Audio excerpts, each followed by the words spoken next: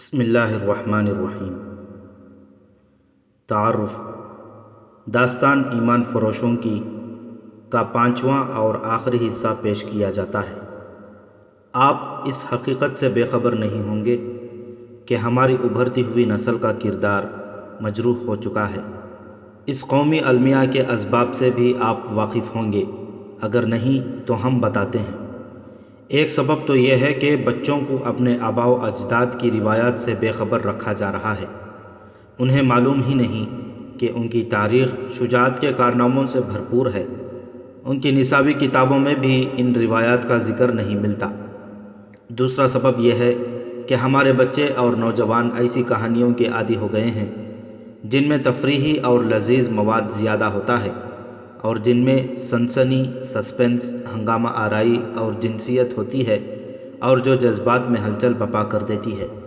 یہ دراصل انسانی فطرت کا مطالبہ ہے جسے پورا کرنا ضروری ہے، لیکن بڑی احتیاط کی ضرورت ہے۔ ہمارے دشمن نے، جو یہودی بھی ہے اور ہندو بھی، انسان کی اس فطری ضرورت کو اسلام دشمن مقاصد اور پاکستان دشمن عزائم کی تکمیل کے لیے استعمال کیا ہے۔ یہ جو فحش، عریاں، مار دھاڑ اور جرائم سے بھرپور کہانیاں، رسالے اور فلمیں مقبول ہوئی ہیں، ان کا خالق ہمارا دشمن ہے، اور انہیں ہمارے ملک میں پھیلانے کا کام دشمن ہی کر رہا ہے۔ یہ زہریلا ادب ہمارے ہاں اس حد تک مقبول ہو گیا ہے کہ غیر اسلامی نظریات کی حامل کہانیاں بھی پاکستانیوں نے دل و جان سے قبول کر لی ہیں۔ پاکستان کے زرپرست ناشروں، رسالوں کے مالکوں اور قلمکاروں نے دیکھا کہ ان کہانیوں میں تو دولت کمائی جا سکتی ہے، چنانچہ انہوں نے بھی قومی سود و ضیاع کو نظر انداز کر کے فحاشی کو ذریعہ معاش بنا لیا ہے۔ اس میں کسی شک و شبہ کی گنجائش نہیں کہ ہندو اور یہودی نے اور ہمارے مفاد پرست ناشروں نے ہماری نوجوان نسل کی کردار کشی کے لیے ان اخلاق سوز کہانیوں کو ذریعہ بنا رکھا ہے۔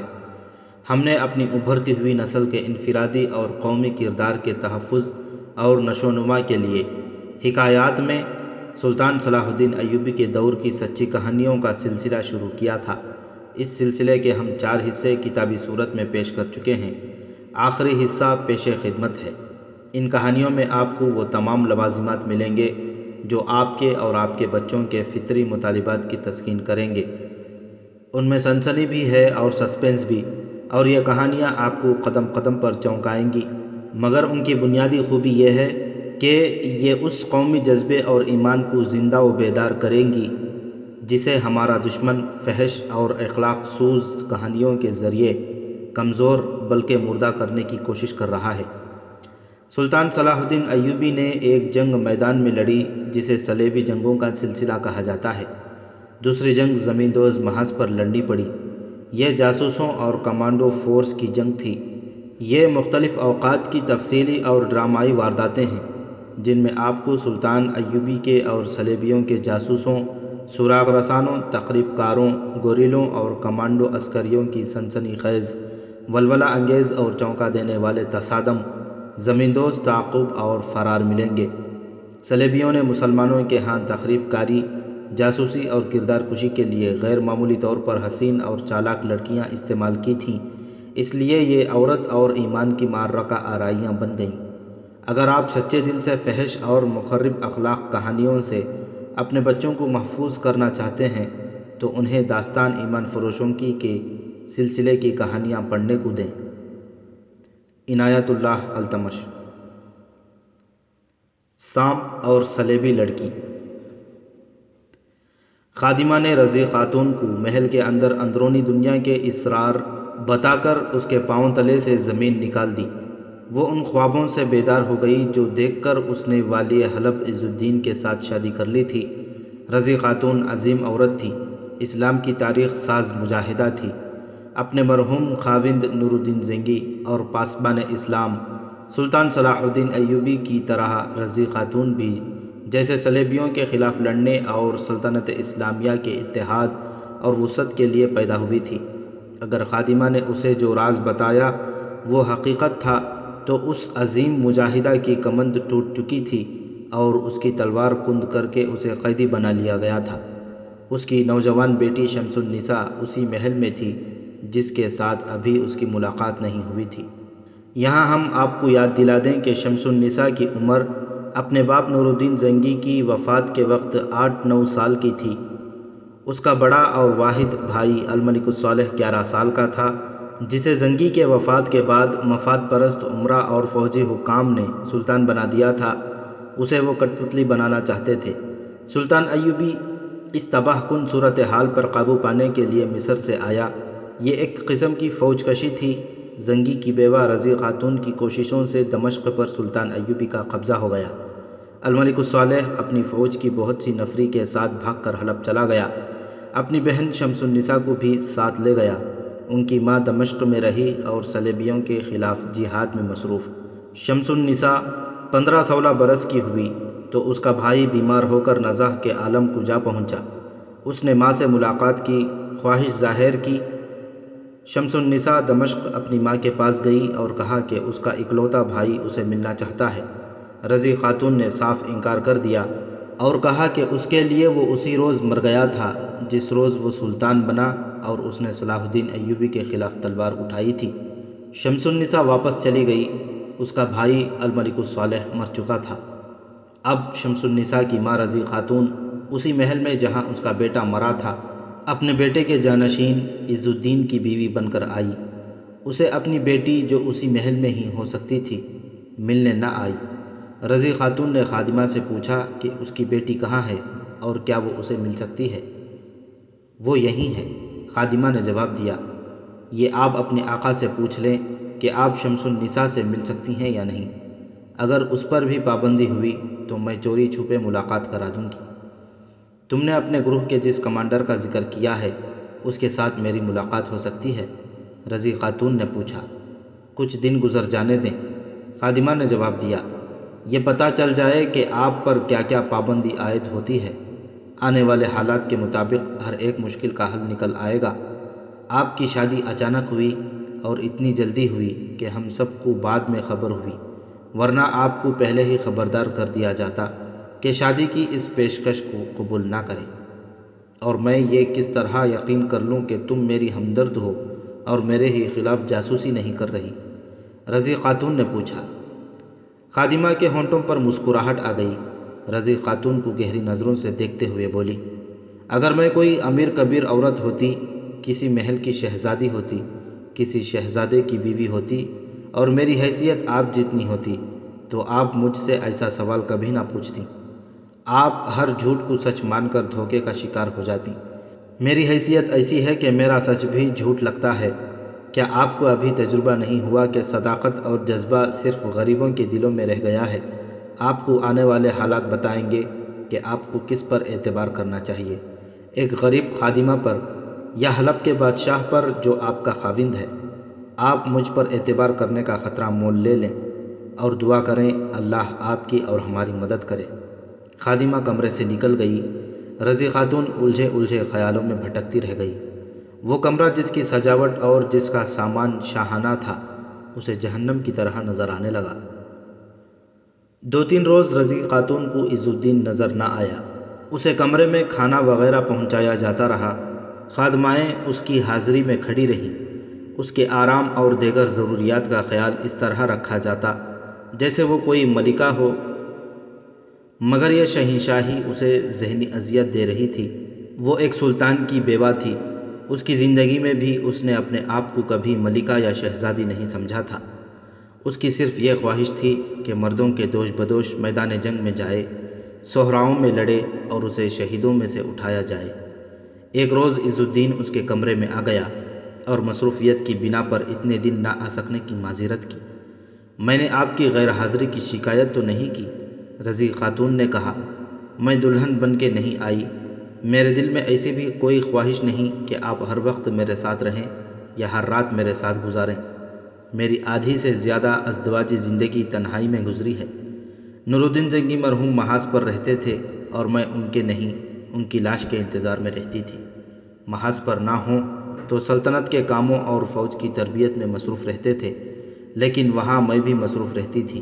سلطنت کے بعض کاموں کی نگرانی اور شہیدوں کے گھروں کی دیکھ بھال میرے سپرد تھی۔ میں جوان لڑکیوں کو زخمیوں کی مرہم پٹی، تیغ زنی، تیر اندازی اور گھوڑ سواری کی تربیت دیتی تھی۔ وہاں میں ایک کمرے میں قید نہیں تھی جس طرح یہاں بند کر دی گئی ہوں۔ یہ قید مجھے پسند نہیں۔ میں یہ نہیں کہتا کہ نور الدین زنگی مرحوم نے سلطنت کے کئی کام اپنی بیوی کے سپرد کر کے اچھا نہیں کیا تھا، عز الدین نے کہا، لیکن میں کسی سے یہ نہیں کہلوانا چاہتا کہ حلب کی قسمت بنانے اور بگاڑنے میں ایک عورت کا ہاتھ ہے۔ تم میری بیوی ہو، میں تم پر کوئی ایسا بوجھ نہیں ڈالنا چاہتا جس کا تعلق ازدواجی زندگی سے نہیں۔ چونکہ رضی خاتون کو عز الدین کی نیت کا پتہ خادمہ سے چل چکا تھا، اس لیے اس نے اپنے اس دوسرے خاوند کی ایسی باتوں سے اپنے آپ کو اس خود فریبی میں مبتلا نہ کیا کہ وہ پیار کا اظہار کر رہا ہے۔ وہ ایک ہی بار آج ہی اس کی نیت کو بے نقاب کرنے کا ارادہ کیے ہوئے تھی۔ وہ کم عمر لڑکی نہیں تھی، پختہ کار عورت تھی۔ مگر جس طرح مجھے اس کمرے میں قید کر دیا گیا ہے یہ مجھے پسند نہیں، رضی خاتون نے کہا۔ میں آپ کے حرم کی کوئی زر خرید لڑکی نہیں۔ رضی خاتون، عز الدین نے کمرے میں ٹہلتے ہوئے کہا، تمہیں وہ ازدواجی زندگی ذہن سے اتارنی ہوگی جو تم نے زنگی مرحوم کے ساتھ گزاری ہے۔ انہوں نے تمہیں جو آزادی دے رکھی تھی وہ مجھے پسند نہیں، اور یہ کسی بھی خاوند کو پسند نہیں آ سکتی۔ کیا تم باہر گھومنا پھرنا چاہتی ہو؟ 4 گھوڑوں کی بھگی موجود ہے، جب چاہو باہر جا سکتی ہو۔ جسے محل کے اندر گھومنے پھرنے کی اجازت نہیں، اسے باہر جانے کی اجازت کیسے مل سکتی ہے؟ رضی خاتون نے پوچھا، کیا واقعی آپ نے حکم دیا ہے کہ میں محل کے اندر کہیں نہیں جا سکتی؟ میں نے یہ حکم تمہاری سلامتی کے لیے دیا ہے، عز الدین نے جواب دیا۔ تم جانتی ہو کہ حلب اور دمشق میں کیسی خونریز خانہ جنگی ہوئی تھی۔ سلطان ایوبی نے تمہارے بیٹے کو شکست دے کر اسے اطاعت کا معاہدہ کرنے پر مجبور کر دیا تھا، مگر یہاں کے لوگوں کے دلوں سے وہ دشمنی نکلی نہیں۔ محل کے اندر ایسے افراد موجود ہیں جو تمہیں اور سلطان ایوبی کو اپنا دشمن سمجھتے ہیں۔ سلطان ایوبی کی فوج کے ہاتھوں ان کے گھر تباہ ہوئے اور ان کے جوان بیٹے مارے گئے ہیں۔ وہ جانتے ہیں کہ تم سلطان ایوبی کی حامی ہو اور دمشق پر تم نے قبضہ کرایا تھا۔ ان میں سے کوئی بھی تمہیں قتل یا اغوا کرا سکتا ہے۔ وہ آپ کو بھی قتل کر سکتے ہیں کیونکہ آپ صلاح الدین ایوبی کے دوست اور اتحادی ہیں، رضی خاتون نے کہا۔ تو کیا ہمارا یہ فرض نہیں کہ اس قسم کے افراد کو جو اتحاد اسلامی کے خلاف ہیں پکڑا جائے؟ کیا آپ کے پاس ایسے جاسوس اور مخبر نہیں ہیں جو تخریبی عناصر کا سراغ لگا کر انہیں پکڑوا سکیں؟ میں تمام انتظامات کر رہا ہوں، عز الدین نے ایسے لہجے میں کہا جو اکھڑا اکھڑا سا تھا، جیسے اس کے پاس کوئی معقول جواب نہیں تھا۔ میں تمہاری جان خطرے میں نہیں ڈالنا چاہتا۔ کیا یہ خطرہ محل کے صرف اندر ہے؟ رضی خاتون نے پوچھا۔ آپ نے مجھے 4 گھوڑوں کی بھگی میں جہاں میں چاہوں باہر گھومنے پھرنے کی اجازت دے دی ہے، کیا باہر مجھے کوئی قتل یا اغوا نہیں کر سکے گا؟ عز الدین کچھ جواب دینے ہی لگا تھا، رضی خاتون نے اسے بولنے نہ دیا اور کہا، میں نے آپ کے ساتھ شادی صرف اس لیے کی ہے کہ نور الدین زنگی مرحوم اپنا جو مقصد ادھورا چھوڑ کر فوت ہو گئے ہیں وہ آپ سلطان صلاح الدین ایوبی اور میں مل کر پورا کریں۔ اس کے لیے ضروری ہے کہ اگر ابھی تک آپ کے زیر سایہ ایسے عناصر پرورش پا رہے ہیں جو ایک اور خانہ جنگی کے لیے زمین ہموار کر رہے ہیں تو ان کا خاتمہ کیا جائے اور قوم میں اتحاد پیدا کر کے صلیبیوں کو اس سرزمین سے بے دخل کیا جائے۔ کیا تمہیں یہ شک ہے کہ میں سلطان ایوبی کا اتحادی نہیں؟ کیا آپ مجھے یقین دلا سکتے ہیں کہ اس محل پر صلیبیوں کے وہ اثرات جو میرے بیٹے نے پیدا کیے تھے ختم ہو گئے ہیں؟ رضی خاتون نے پوچھا۔ کیا آپ کے تمام امراء اور سالار بغداد کی خلافت کے وفادار ہیں؟ تم یہاں سفیر بن کے آئی ہو یا میری بیوی؟ عز الدین نے قدر طنز سے کہا۔ میں جو ارادے لے کر آئی ہوں وہ بتا چکی ہوں، رضی خاتون نے کہا۔ میں اپنے وطن سے آپ کے بچے پیدا کرنے اور صرف بیوی بن کے اس کمرے میں بند رہنے کے لیے نہیں آئی ہوں۔ میں محل میں گھوم پھر کر یہ معلوم کرنا چاہتی ہوں کہ حلب صلیب کے سائے سے محفوظ ہے، اگر نہیں تو اس عظیم شہر کو محفوظ کرنا ہے۔ میں اپنے اس ارادے سے باز نہیں آ سکوں گی۔ میں تمہیں ایک بار پھر کہتا ہوں کہ میرے کسی کام میں دخل نہ دینا، عز الدین نے کہا۔ تم میری بیوی ہو اور یہی تمہاری حیثیت رہے گی۔ اگر تم آزاد ہونے کے لیے کوشش کرو گی تو میں نے تمہیں بھگی پر باہر جانے کی جو اجازت دی ہے وہ روک لوں گا۔ اگر میں یہ شرط قبول نہ کروں تو اس کمرے میں قید رہو گی، عز الدین نے جواب دیا۔ تم مجھ سے طلاق نہیں لے سکتی اور میں تمہیں طلاق نہیں دوں گا۔ عز الدین باہر نکل گیا۔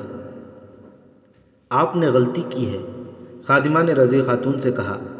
خادمہ پچھلے دروازے کے ساتھ کان لگائے عز الدین اور رضی خاتون کی باتیں سن رہی تھیں۔ عز الدین نکل گیا تو خادمہ پچھلے دروازے سے اندر آ گئی۔ اس نے کہا، اگر آپ ضد کریں گی تو یہ شخص آپ کو فی الواقع ایسی قید میں ڈال دے گا جو ہوگی آزادی، مگر قید سے بدتر ہوگی۔ اب آپ نے آقا کی نیت جان لی ہے، اب ان کے ساتھ اس سلسلے میں کوئی بات نہ کریں، ان کے سامنے خوش رہیں، بظاہر بے حس ہو جائیں۔ آپ جو ارادے لے کے آئی ہیں وہ ہم پوری کریں گے۔ مجھے یہ سن کر خوشی ہوئی ہے کہ آقا نے آپ کو بھگی پر باہر جانے کی اجازت دے دی ہے۔ ہم آپ کو اپنے کمانڈر سے ملوائیں گے، اور اگر اسحاق ترک آ گیا تو اس کی بھی ملاقات آپ سے کرائیں گے۔ دروازہ آہستہ سے کھلا۔ دونوں نے دیکھا رضی خاتون کی بیٹی شمس النساء تھی۔ وہ دروازے میں رکی، اس کے ہونٹوں پر مسکراہٹ آئی مگر آنکھوں میں آنسو بہہ نکلے۔ مسکراہٹ آنسوؤں میں بہہ گئی۔ ماں نے آگے بڑھ کر بیٹی کو گلے لگا لیا اور دونوں کی ہچکیاں سنائی دینے لگیں۔ خادمہ باہر نکل گئی۔ کچھ دیر دونوں الملک الصالح کو یاد کر کے روتی رہیں۔ تم اتنے دن کہاں رہی؟ رضی خاتون نے پوچھا۔ چچا عز الدین نے آپ سے ملنے سے منع کر دیا تھا۔ وجہ پوچھی تھی ان سے؟ انہوں نے گول گول اور محمل سی وجہ بتائی تھی۔ شمس النساء نے جواب دیا، ابھی انہوں نے کہا ہے کہ اپنی ماں کے پاس جاتی رہا کرو۔ انہوں نے یہ بھی کہا ہے کہ میں بہت مصروف ہوتا ہوں، تم اپنی ماں کے ساتھ زیادہ وقت گزارا کرو۔ انہوں نے یہ نہیں کہا کہ اپنی ماں پر نظر رکھا کرو اور مجھے بتایا کرو کہ اس کے پاس کون آتا ہے اور کیا باتیں ہوتی ہیں۔ ہاں، شمس النساء نے معصومیت سے جواب دیا، انہوں نے کچھ ایسی باتیں کی تو تھیں جو میں سمجھ نہیں سکی۔ میں نے کہہ دیا تھا کہ اچھا بتایا کروں گی۔ انہوں نے یہ بھی کہا تھا کہ تمہاری ماں ضدی، وہمی اور جھگڑالو معلوم ہوتی ہے، اسے یہ بتایا کرو کہ میں بہت مصروف اور پریشان رہتا ہوں۔ سنو بیٹی، رضی خاتون نے کہا، اب یہ معصومیت اور بھولے پن ترک کر دو، تم جوان ہو گئی ہو۔ میں یہ نہیں کہوں گی کہ اب تمہاری شادی ہونی چاہیے، مجاہدوں کی بیٹیوں کے ہاتھوں پر لہو کی مہندی لگا کرتی ہے، زندہ قوموں کی بیٹیوں کی ڈولی کم ہی اٹھایا کرتی ہے، ان کی لاشیں میدان جنگ سے اٹھائی جاتی ہیں۔ تمہاری بد نصیبی یہ ہے کہ تم اپنے بھائی اور اس کے مشیروں کے سائے میں پل کر جوان ہوئی ہو۔ یہ سب غدار ہیں، تمہارا بھائی بھی غدار تھا۔ تم نے اپنے بھائی کی فوج کو اپنے باپ کی فوج اور صلاح الدین ایوبی کے خلاف لڑتے دیکھا ہے۔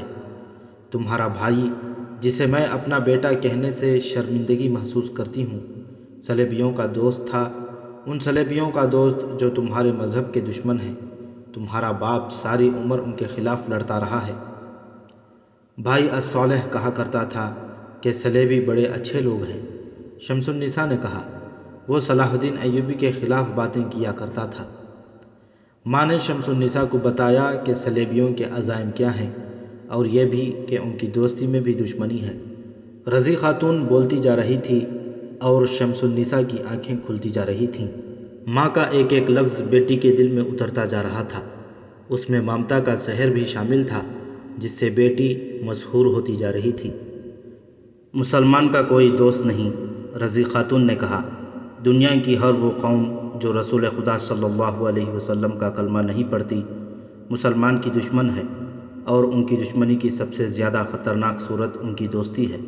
صلیبیوں نے حلب، موصل اور ہرن کے امراء سے دوستی کر کے ہماری قوم کو دو دھڑوں میں کاٹ دیا۔ تمہارا بھائی ان کے ہاتھوں کھیلتا رہا۔ خدا اور اس کے رسول صلی اللہ علیہ وسلم کا حکم یہ ہے کہ امت کا دھڑوں میں تقسیم ہونا گناہ ہے، کیونکہ یہ تقسیم دھڑوں کو آپس میں لڑاتی ہے۔ قرآن کا حکم بالکل واضح ہے کہ کفار کے مقابلے میں سیسا پلائی ہوئی دیوار بنے رہو، مگر کفار نے عیاشی کا سامان مہیا کر کے اس دیوار میں شگاف ڈال دیے تھے۔ شیطان کی باتوں میں جادو کا اثر ہوتا ہے۔ عورت، شراب، زر و جواہرات اور بادشاہی کے خواب انسان کو گہری نیند سلائے رکھتے ہیں۔ شیطان کا یہ کام صلیبیوں نے کیا۔ میں نے یہ سب اپنی آنکھوں اس محل میں دیکھا ہے، شمس النساء نے کہا۔ میں اس وقت چھوٹی تھی، کچھ سمجھی نہیں۔ مجھے جب بھائی صالح نے صلاح الدین ایوبی کے پاس اعزاز کا قلعہ مانگنے کے لیے بھیجا تو میں ہنستی کھیلتی یہاں کے سالاروں کے ساتھ سلطان کے پاس گئی تھی۔ مجھے کسی نے نہیں بتایا تھا کہ یہ سب کیا ہو رہا ہے۔ مجھے یہ معلوم نہیں تھا کہ یہ خانہ جنگی تھی جو صلیبیوں کی کارستانی تھی۔ مجھے کچھ بھی معلوم نہیں تھا ماں، مجھے بتاؤ، مجھے بتاؤ۔ ہاں بیٹی، غور سے سنو۔ رضی خاتون کی آنکھوں میں آنسو آ گئے۔ اس محل میں ابھی تک شیطان کی حکمرانی ہے۔ عز الدین نے میرے ساتھ شادی کر کے مجھے اپنی بیوی نہیں اپنا قیدی بنایا ہے۔ میں نے یہ شادی صرف اس لیے قبول کی تھی کہ خانہ جنگی کے امکانات کو ختم کر کے قوم میں اتحاد پیدا ہو اور صلیبیوں کے خلاف محاذ آرائی کی جا سکے، مگر میں نے زندگی میں پہلی بار دھوکہ کھایا ہے، اور یہ کوئی معمولی سا دھوکہ نہیں۔ میں اسی صورتحال میں اپنے عزم کی تکمیل کروں گی، اس لیے مجھے تمہارے ساتھ اور تعاون کی ضرورت ہوگی۔ مجھے بتائیں، شمس النساء نے کہا، آپ پہلی بار دھوکے میں آئی ہیں اور میں پہلی بار اصل صورت سے آگاہ ہوئی ہوں۔ یہ بتا دیں کہ مجھے کیا کرنا ہے۔ جاسوسی، رضی خاتون نے کہا، اور اسے تفصیل سے ہدایات دینے لگی۔ شمس النساء جب اس کمرے سے نکلی، اس کی ذلت اس کے خیالات میں انقلاب آ چکا تھا۔ وہ اس کمرے میں داخل ہوئی تھی تو بے پرواہ اور کھلنڈری سی لڑکی تھی، جب کمرے سے نکلی تو اللہ کی راہ میں قربان ہونے والی مجاہدہ تھی۔ آپ کو کس نے بتایا ہے کہ میری ماں جھگڑالو اور وہمی ہے؟ شمس النساء نے عز الدین سے کہا۔ آپ جانتے ہیں کہ اس کی زندگی کیسی گزری ہے؟ وہ آپ کو بھی میرے باپ نور الدین زنگی مرحوم جیسا نامور جنگجو اور مجاہد اسلام بنانا چاہتی ہیں۔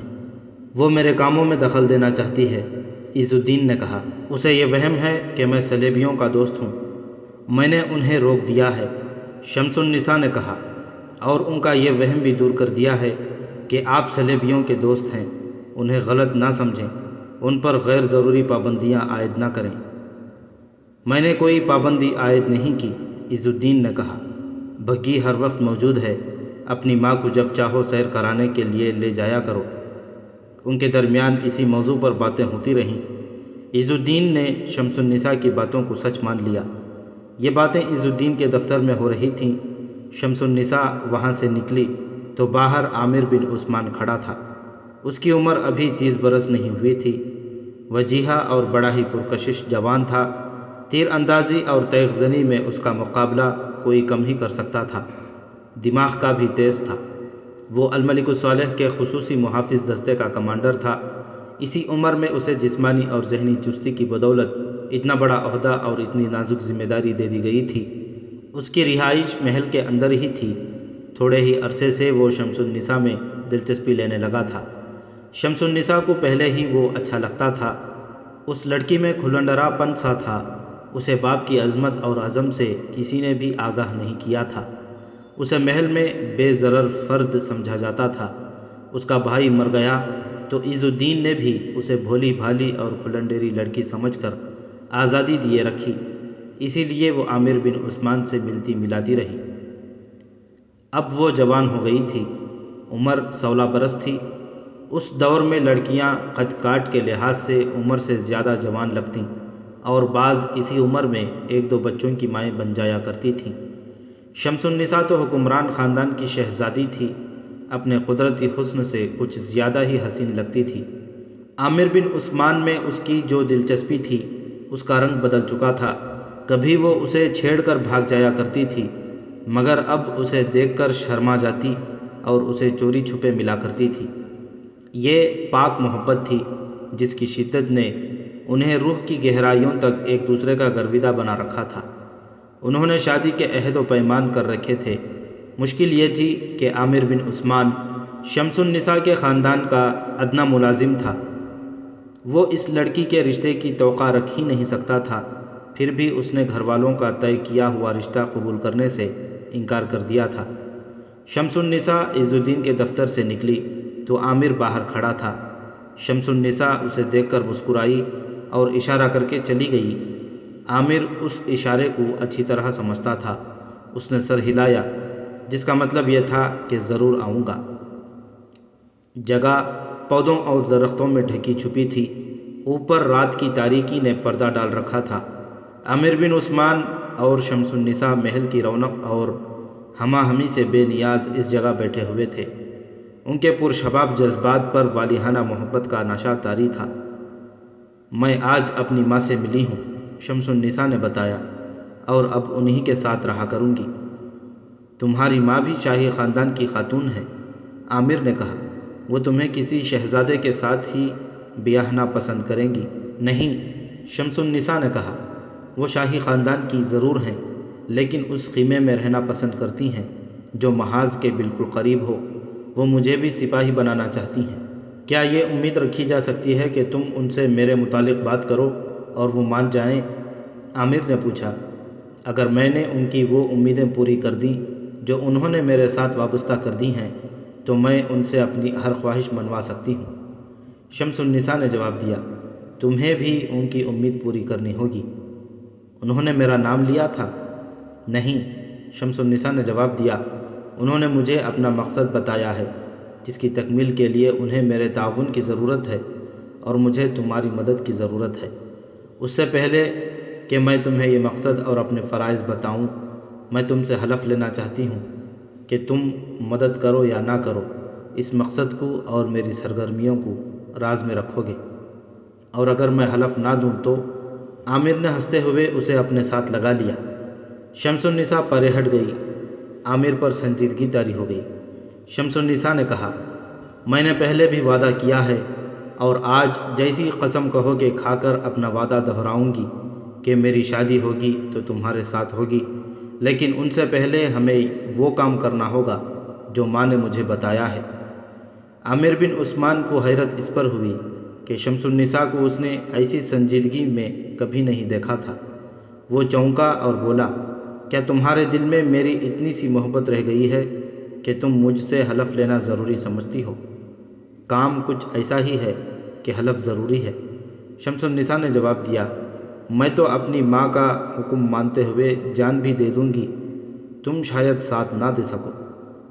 میں تمہاری محبت کی خاطر جان دے دوں گا۔ نہیں، شمس النساء نے کہا، محبت کی خاطر نہیں، اسلام کی عظمت کی خاطر۔ اس اسلام کی خاطر نہیں جو اس محل کے اندر ہم دیکھ رہے ہیں، میں اس اسلام کی بات کر رہی ہوں جس کی خاطر میرے محترم والد نے کفار سے لڑتے عمر گزاری اور جس کی خاطر صلاح الدین ایوبی لڑ رہا ہے۔ میں قرآن کے نام پر حلف دیتا ہوں کہ مجھے جو فرض سونپا جائے گا جان کی بازی لگا کر پورا کروں گا۔ عامر بن عثمان نے شمس النساء کا ہاتھ اپنے ہاتھ میں لے کر کہا، اگر میں نے اس حلف کی خلاف ورزی کی تو مجھے جان سے مار دیا جائے اور میری لاش کتوں اور گیدڑوں کے آگے پھینک دی جائے۔ اب بتاؤ مجھے کیا کرنا ہے؟ جاسوسی، شمس النساء نے کہا، سلطان صلاح الدین ایوبی مصر میں ہیں۔ وہ اس خوش فہمی میں مبتلا ہیں کہ انہوں نے میرے بھائی الملک الصالح کے ساتھ جو دوستی اور آئندہ جنگ نہ کرنے کا معاہدہ کیا تھا وہ اس کی وفات کے بعد بھی قائم ہے، مگر تم زیادہ اچھی طرح جانتے ہو کہ معاہدے کے باوجود حلب کی عمارت صلیبیوں کے اثرات سے پاک نہیں رہی۔ عز الدین کو سلطان صلاح الدین ایوبی اپنا دوست سمجھتا ہے، لیکن میری ماں کسی اور خطرے کا اظہار کر رہی ہے۔ آقا اور تمہاری والدہ کی شادی کے بعد کوئی خطرہ نہیں رہنا چاہیے، عامر نے کہا۔ اصل خطرہ شادی سے ہی شروع ہوا ہے، شمس النساء نے کہا۔ یہ شادی دراصل قید ہے جس میں میری ماں کو ڈال دیا گیا ہے۔ عز الدین نے یہ شادی اس مقصد کے لیے کی ہے کہ دمشق والوں کو کوئی صحیح راہ دکھانے والا نہ رہے۔ ہمیں اس محل کے ڈھکے چھپے بھید معلوم کر کے قاہرہ تک پہنچانے ہیں۔ یہ بھی معلوم کرنا ہے کہ صلیبیوں کی نیت اور ارادے کیا ہیں۔ کیا وہ ایک بار پھر ہماری افواج کو خانہ جنگی میں مروانا چاہتے ہیں یا وہ کوئی اور جنگی اقدام کریں گے؟ تم ایسی جگہ پر ہو جہاں تمہیں بہت کچھ نظر آ سکتا ہے۔ تم عز الدین کے خصوصی محافظ دستے کے کمانڈر ہو۔ میں تمہاری بات سمجھ گیا ہوں، عامر بن عثمان نے کہا۔ تم نے ٹھیک کہا ہے کہ میں ایسی جگہ پر ہوں جہاں مجھے بہت کچھ نظر آتا ہے۔ شمسی، میں جو دیکھتا رہا ہوں اور جو میں دیکھ رہا ہوں اس پر کبھی غور نہیں کیا تھا۔ میں مرد مجاہد سے ملازم بن گیا تھا۔ جب سپاہی مجاہد سے ملازم بن جاتا ہے تو یہی کچھ ہوتا ہے جو اس محل میں ہو رہا ہے۔ سپاہی کو اپنی ملازمت سے غرض ہوتی ہے، وہ دشمن کا خون بہانے کے بجائے خوشامدی بن جاتا ہے تاکہ اوپر والے اس پر خوش رہیں، انعام و اکرام ملتا رہے اور ترقی ملے۔ خون اور خوشامد میں اتنا ہی فرق ہے۔ جتنا فتح اور شکست میں۔ مجھے کسی نے کبھی نہیں بتایا کہ سپاہی کا فرض صرف باہر کے حملے کو روکنا نہیں بلکہ اندر کے خطروں کے خلاف لڑنا بھی ہے۔ سپاہی کا فرض یہ بھی ہے کہ اگر ملک اور قوم کو اپنے ہی حکمران کی طرف سے خطرہ ہو تو اس کا سینہ تیروں سے چھلنی کر کے اسے قلعے سے باہر پھینک دیں۔ تم نے مجھے فرض یاد دلا دیا ہے، مجھے یہ بتاؤ کہ کسی کو قتل کرنا ہے یا صرف اندر کے راز ہی معلوم کرنے ہیں؟ دونوں کام کرنے ہیں، شمس النساء نے جواب دیا۔ راز معلوم کرنے کے لیے کسی غدار کو قتل کرنا پڑے تو گریز نہ کیا جائے۔ سنو شمسی، عامر بن عثمان نے کہا، اب میں ملازم کی حیثیت سے نہیں، مجاہد کی حیثیت سے بات کروں گا۔ راز کی بات یہ ہے کہ حلب کے حاکموں اور بعض سالاروں پر بھروسہ نہیں کیا جا سکتا۔ اگر عز الدین مخلص بھی ہو، سچے دل سے سلطان صلاح الدین ایوبی کا دوست بھی ہو، پھر بھی وہ حلب کی فوج کو مصر کی فوج کا اتحادی نہیں بنا سکے گا۔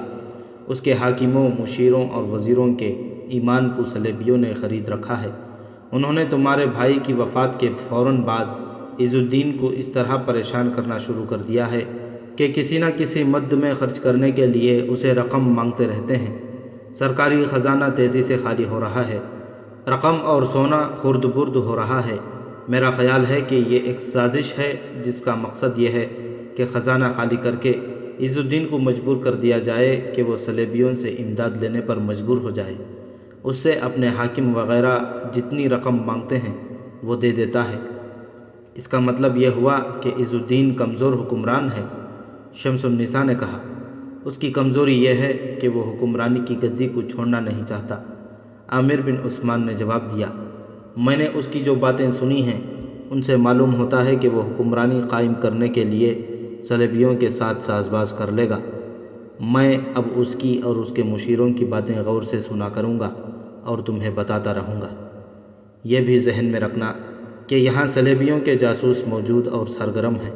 شمس النساء نے کہا، اور یہاں ہمارے جاسوس بھی کام کر رہے ہیں، کسی روز ان سے تمہاری ملاقات کراؤں گی۔ شمس النساء نے مسکرا کر پوچھا، تمہاری سوڈانی پری کس حال میں ہے؟ اب بھی ملتی ہے؟ ملتی ہے، عامر بن عثمان نے جواب دیا، گھسیٹتی ہے۔ پرسوں ملی تو رو پڑی تھی، کہتی ہے ایک بار میرے کمرے میں آ جاؤ۔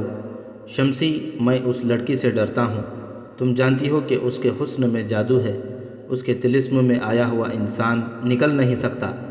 میں اس سے اس لیے نہیں ڈرتا کہ وہ بہت حسین ہے، مجھ پر مرتی ہے اور میں اس کے جال میں پھنس جاؤں گا۔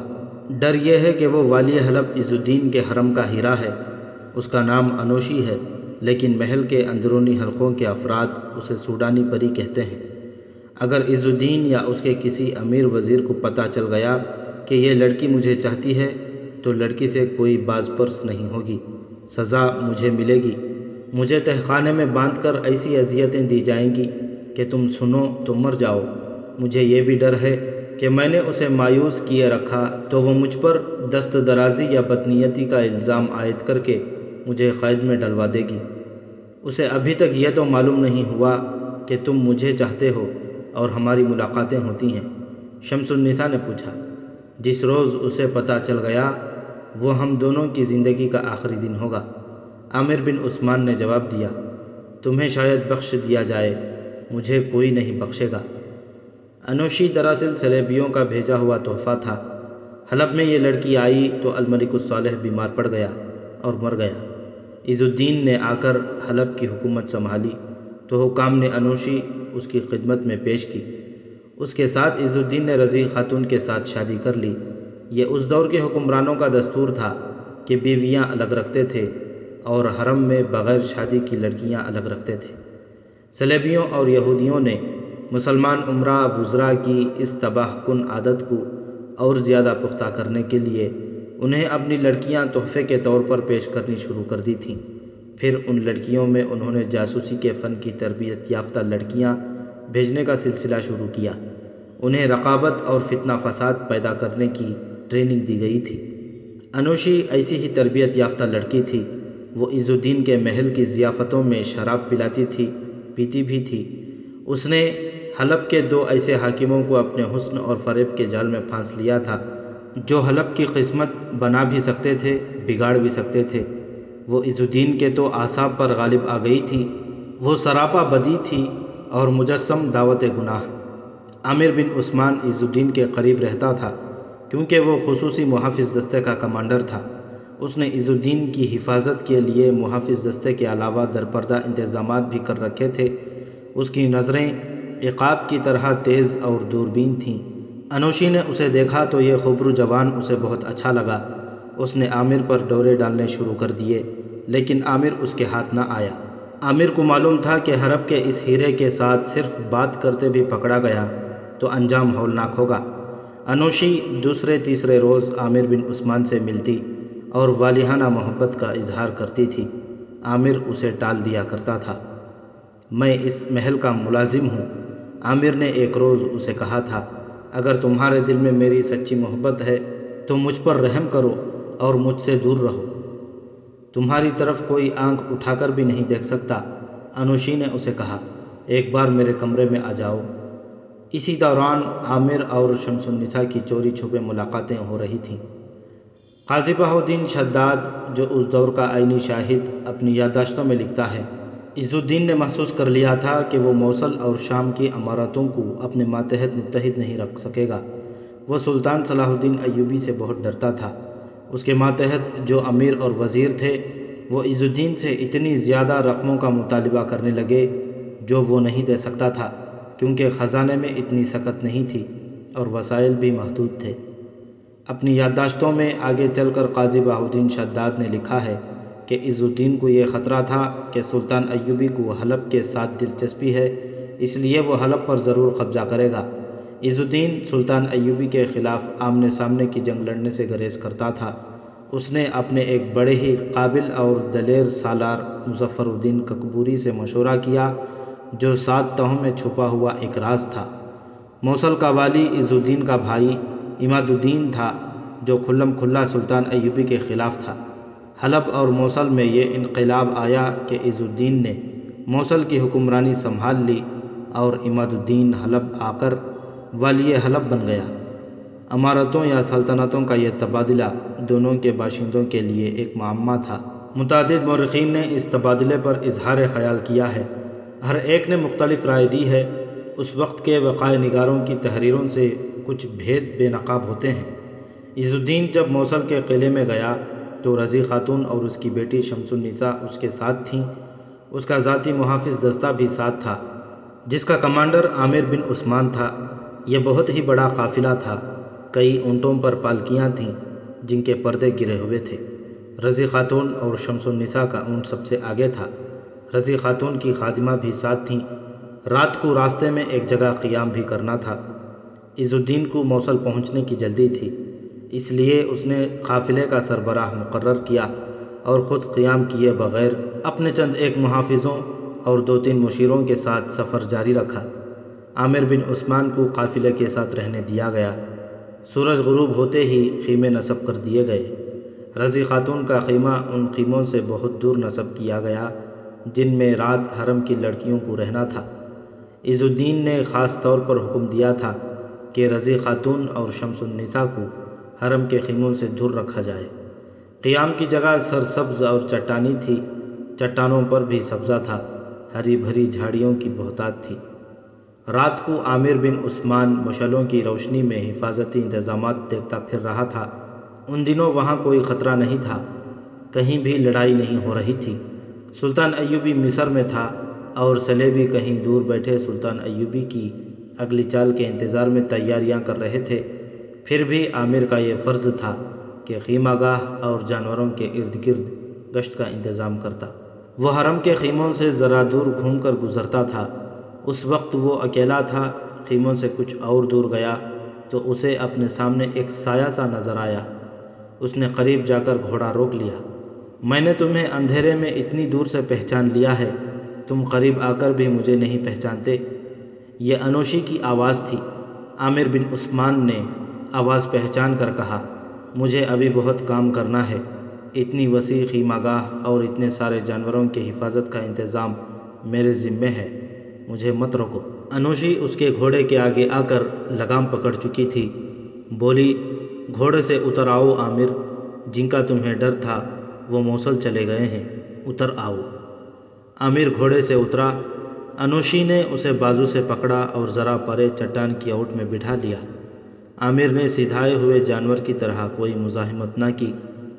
عامر، انوشی نے جذباتی لہجے میں کہا، تم مجھے بدکار اور شیطان لڑکی سمجھ کر مجھ سے بھاگتے پھر رہے ہو۔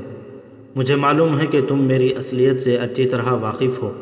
تم اپنے آپ کو زاہد اور پارسا سمجھتے ہو اور تمہیں جوانی اور اتنے دلکش جسم پر بھی ناز ہے۔ تم نے ابھی اس حقیقت پر غور نہیں کیا کہ کسی بھی روز تمہارا جسم خون میں ڈوبی ہوئی لاش بن جائے گا۔ یہ جنگ و جدل کا دور ہے۔ ایک وہ ہے جو میدان جنگ میں کٹتے اور مرتے ہیں، اور ایک وہ ہے جو قلعے اور محل کے اندر ہی خفیہ طریقے سے قتل کر دیے جاتے ہیں۔ تمہارا انجام ایسا ہی ہو سکتا ہے۔ اپنے مردانہ حسن اور جسم کی دلکشی کو دائمی نہ سمجھو۔ کیا تم مجھے قتل کی دھمکی دے رہی ہو؟ نہیں، انوشی نے جواب دیا۔ میں تمہیں یہ بتانے کی کوشش کر رہی ہوں کہ تمہیں اگر یہ خیال ہے کہ میں تمہاری خوبصورتی اور تمہارے جسم پر مرتی ہوں تو یہ خیال دل سے نکال دو۔ میں جسمانی نقیش کا مجسم ذریعہ ہوں، مگر میں جسمانی لذت سے بیزار ہوں۔ انسان کتنا ہی پتھر کیوں نہ بن جائے، دل کو بھی پتھر ہی کیوں نہ سمجھ لے، دل پتھر نہیں بن سکتا۔ روح مرجھا جاتی ہے، مرتی نہیں۔ دل اور روح کو وہ محبت زندہ رکھتی ہے جس کا تعلق جسم کے ساتھ نہیں ہوتا۔ مجھے اور زیادہ غور سے دیکھو، میرا حسن اور اس کا طلسم دیکھو۔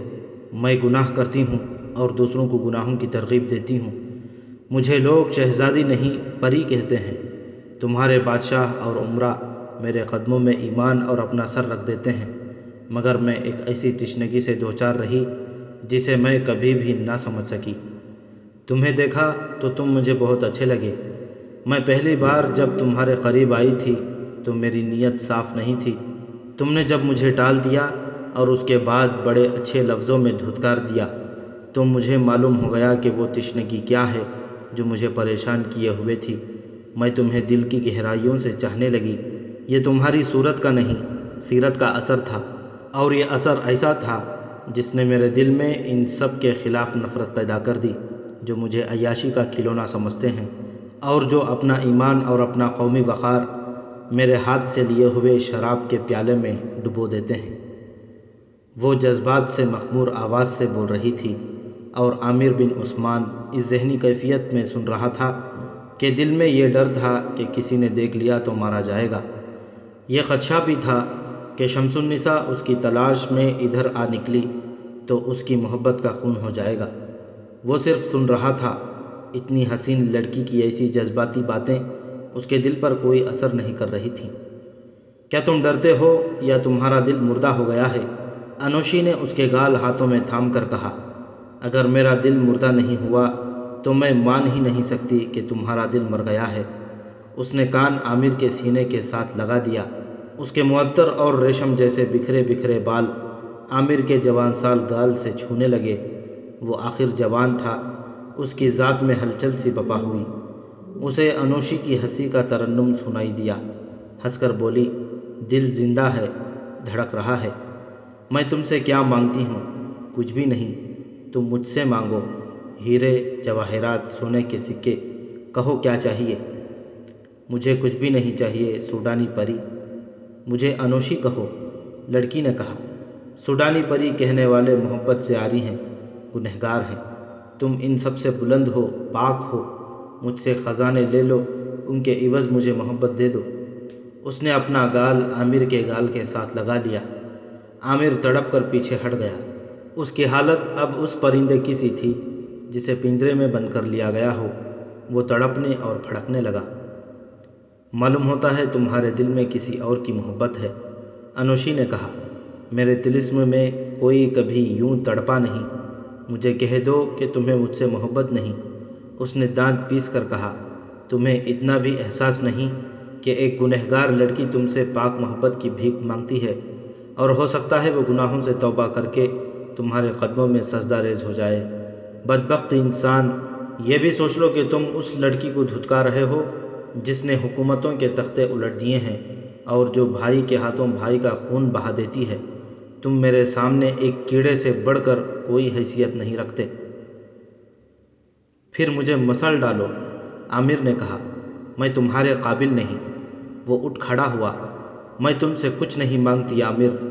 انوشی نے اس کے دونوں ہاتھ اپنے ہاتھوں میں لے کر کہا، صرف یہ کرو کہ میرے پاس بیٹھے رہا کرو، مجھے پناہ میں لے لیا کرو۔ عامر اس سے ہٹ کر اپنے گھوڑے کے پاس گیا۔ انوشی وہیں کھڑی رہی۔ عامر گھوڑے پر سوار ہوا اور کچھ کہے بغیر چلا گیا۔